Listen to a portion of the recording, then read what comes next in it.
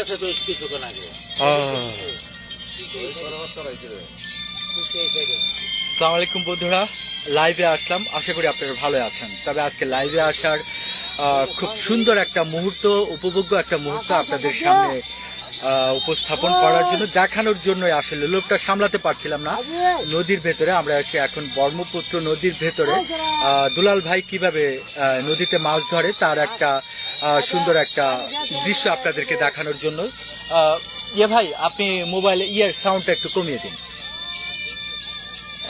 তো দেখতে পাচ্ছেন আমি আপনাদেরকে প্রথমতে আমি এই ব্রহ্মপুত্র নদীর যে দুপারের দৃশ্যটা সেটা দেখানোর চেষ্টা করছি। চমৎকার একটা লোকেশন। এই হচ্ছে দুলাল ভাই। দুলাল ভাই আমাদের এখানে যদিও মাছ ধরা দেখানোর জন্য নিয়ে এসেছে। কিছুক্ষণ আগে একটা মাছ পাওয়া গেছে। দুলাল ভাই মূলত মাছটা ধরেন কেঁচো এবং আড়ি পোকার মাধ্যমে। নদীর এ পার থেকে ও পারে একটা রশি, লম্বা রশি দিয়ে বেঁধে রাখেন। আর এই রশির ভিতরে 2 হাত 3 হাতের মধ্যে করে একটা করে আপনার বড়শি থাকে, যা আদার হিসেবে লাগানো থাকে হচ্ছে আড় পোকা অথবা কেঁচো। যেই কেঁচো এবং আড় পোকাগুলো, যে মাছগুলো এখানে ধরা হয়, আমি দুলাল ভাইয়ের কাছে আবারও জিজ্ঞেস করব, দুলাল ভাই এখানে আমরা কি কি মাছ ধরতে পারি এই ঈদে? গাওরা মাছ বেশি। গাওরা মাছ বেশি, যেটা আড় মাছ বলা হয় সেটাকে? আচ্ছা, আর কি? রিডা মাছ। তারপর বাম মাছও পান। আচ্ছা, তো বন্ধুরা আমরা জানলাম যে দুলাল ভাই এখানে কি কি মাছ ধরেন। তো চমৎকার একটা লোকেশন। আমার সবচেয়ে ভালো লাগছে নদীর ভেতরে একেবারে মাঝপথে আমরা এসেছি। নদীর মাঝপথে আসার পর নদীর যে চারপাশের যে দৃশ্যটা, সেটা একটা চমৎকার একটা লোকেশন। এই লোকেশনটা আসলে এখানে যারা নদীতে না আসবেন তারা হয়তোবা উপলব্ধি করতে পারবেন না যে এই বিকেল বেলার এই মনোরম দৃশ্য এবং এই পরিবেশটা আপনাকে কতটা বিনোদন দিতে পারে। তো আমি একটু ক্লোজ করে যদি আপনাকে দেখাতে চাই, নদীর ওই চারপাশে রয়েছে কাশবন, তারপর নৌকাগুলো চলছে এখনো খুব সুন্দরভাবে। আরো ছোট ছোট ডিঙ্গি নৌকা, তারাও মাছ ধরছে। আর ওই পাশে চলছে বালু উত্তোলনের কাজ। চমৎকার লোকেশন, সূর্য ডুবো ডুবো অবস্থায় এই যে একটা পড়ন্ত বিকেলের দৃশ্য, সত্যি একেবারে চমৎকার একটা লোকেশন।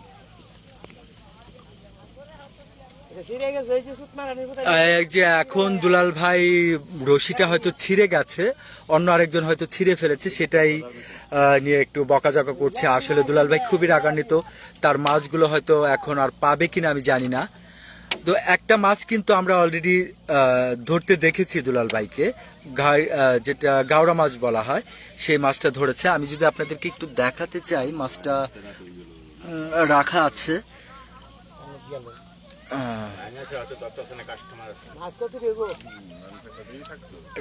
রশির ভেতরে এক একটা করে বাঁধা আছে বড়শি। আমি আপনাদেরকে একটু আমি দেখানোর চেষ্টা করি আসলে বড়শিটা কিরকম ভাবে। এই যে দেখেন, এই এক একটা বড়শির ভেতরে এরকম ভাবে আদার লাগানো থাকে।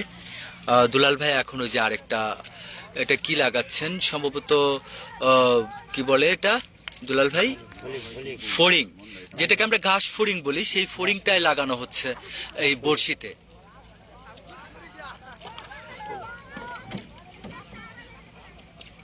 তো ঘাস ফড়িং এর অল্প একটু লাগানো আছে, এটাই মাছ ধরবে। আচ্ছা, দেখি এখন পর্যন্ত যদি এটা দুপুরবেলা লাগানো ছিল, এখন একটা মাছ পাওয়া গেছে, আর বাকি পাবে কিনা আমি জানি না। যদি জি, আচ্ছা, কয়টা মাছ পেয়েছেন এ পর্যন্ত?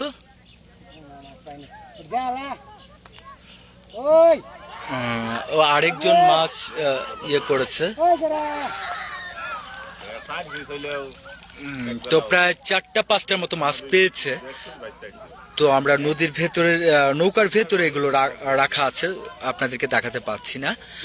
তো এইখানে বড় মাছ ধরার জন্য কিন্তু যদি ধরে, এটা ছোট্ট একটা জালি ব্যবহার করা হয়। এই জালিটা দিয়েই মাছটা এরকম ভাবে তোলা হয়।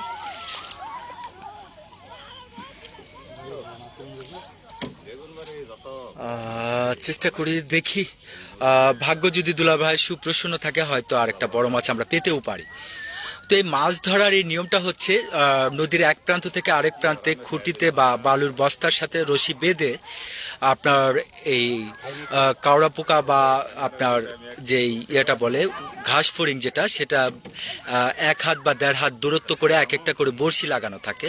আপনারা দেখতে পাচ্ছেন যে দুলাল ভাই সেই বড়শিগুলো আবার ঠিকঠাক করে দিচ্ছে এবং নতুন করে আধার লাগিয়ে দিচ্ছে, যেটা আমরা আঞ্চলিক ভাষায় টুব বলি বা আধার বলি, যে যেটাকে বলি না কেন। তবে নদীতে এসে যে জিনিসটা সবচেয়ে ভালো লেগেছে সেটা হচ্ছে আজকের এই পরিবেশটা। সূর্য ডোবার পর যে লাল আভাটা এখনো উকি দিয়ে আছে, যেটা চমৎকার একটা লোকেশন, চমৎকার একটা সিন। নদীর ওই পারে রয়েছে কাশবনের নরম ছোঁয়া। তো আপনারা যদি আসেন এই লোকেশনে, আসতে গেলে আপনাদেরকে যদি এই লোকেশনে এসে মাছ ধরা দেখতে চান বা কাশফুলের মনোরম দৃশ্য দেখতে চান, তো অবশ্যই আপনাকে আসতে হবে বেগুনবাড়ি হয়ে, এখানে আসতে হবে। বেগুনবাড়ি এই লোকেশনে আসলে আপনি দেখতে পারবেন এই মাছ ধরার চমৎকার একটা অভিজ্ঞতা আপনি নিতে পারবেন। তো এইখানে কিছুক্ষণ আগেও দেখেছিলাম যারা বড়শি দিয়ে অনেকেই মাছ ধরছিলেন, তারা ওই কেঁচু অথবা আড় পোকা যেটাকে বলে সেই পোকা দিয়ে তারা চেষ্টা করছিল মাছ ধরার জন্য। অনেকেই পেয়েছে, আবার অনেকেই হতাশ হয়ে ফিরে গেছেন।